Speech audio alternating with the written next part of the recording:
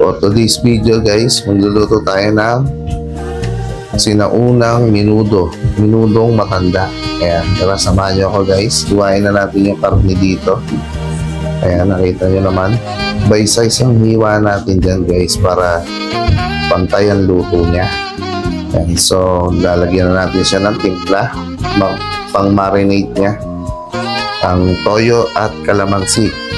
Ayan, tapos lagyan natin ng bechin, syempre, tsaka paminta. Tapos hiwain natin ito muna. Yung mga bell pepper natin, yung gagamitin natin sa mga aromatics natin.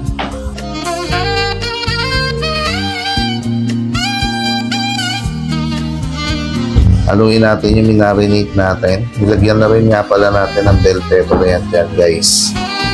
Ayan, malinis naman yung kamay natin dyan, kaya halo-halo lang. Tapos next, hiwain natin yung ating liver, yung ating atay. Sobrang sarap nito guys. Subukan nyo magluto ng ganito. Ito yung masarap na tirada sa menudo guys. So pagkatapos mahiwa, minarinate nga rin pala natin yan. Hindi ko na napakita sa inyo, pero parehas din, same din. Kalamansi, toyo. Next natin yung ating kamote, kamote patatas. Yan.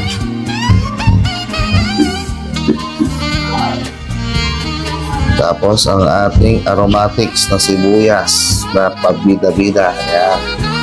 Hiwain na rin natin yung ating sibuyas. Yan. Ganyan lang din ang cut natin. Hindi masyadong malalaki. Alright, syempre next natin ang kapartner niyan na si bawang. Ayan. Next natin ang bawang. Tapos syempre magpapainit na tayo ng mantika. So medyo mainit-init na yung mantika natin dyan. Una natin nga palang sasangkutayin dyan yung atay. Yung atay natin na minarinate natin ng mga ilang minuto lang. Ayan, sasangkutayin lang natin yung mabuti. Pero hindi tayo pwedeng mag-overcook dyan guys, kasi titigas yung atay natin. So ganyan lang. Mabilisan lang yan guys, kasi pangit kasi yan pagka na-overcook na. Ayan, so ilang minuto lang. Hanguin na natin. Siguro mga 5 minutes yun, mga ganun lang.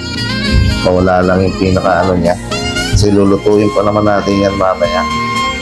So, hanguin muna natin yan. Set aside muna natin yan.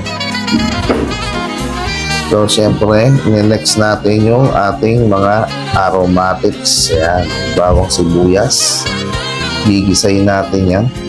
So, nagkamali nga pala tayo dyan. Hindi natin na isabay yung ating tomato paste. Sinangkutsyata nga pala natin yung mga karne natin dyan, mga laman. So, hindi na ako nagtubig dyan, guys. Siguro padagdag na lang ako ng tubig. Yan, kasi tutubig naman yan. Kaya nilagay na natin yung ating tomato paste. Diyan lang natin nilagay. Pero pag nagluluto talaga kami dyan, medyo nalito lang. Inuuna namin yung tomato paste na yan para mas maganda yung kulay niya. Lumalabas talaga yung tunay na kulay. So ganun din naman. Parehas pa rin naman yung nangyari sa gusto nating menudo. Ayan. Sangkutsayin lang natin yan mabuti. Nilagyan nga pala natin yan ng pork cube na nor. Ayan.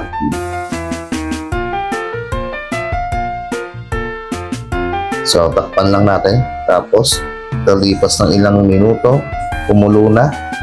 Ayan. Ganyan na yung kulay niya. Sobrang sarap na. Kung maaamoy nyo, napakasarap ng amoy niya ito guys. Matatakam ka talaga. Isang kalderong taob na naman tayo dito. So ayan.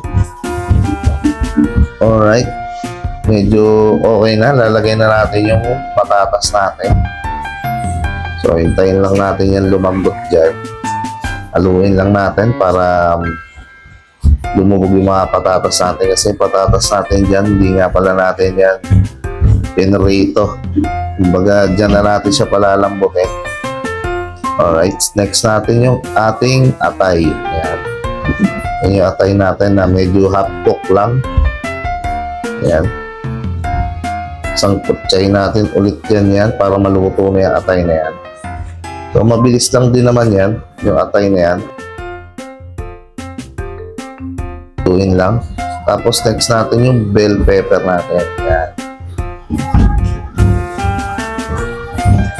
Tapos, lagyan na natin ng mga pampalasa, betchin. Yan. Siyempre, lalagyan din natin yan ng pamintang durog. Alright. Sobrang sarap nito, guys. Pag natikman nyo lang, grabe, nagmamantika ito kaya, guys. Yan. Haluin lang natin para mag-combine at mahalo natin yung mga pampalasang nilagay natin dito.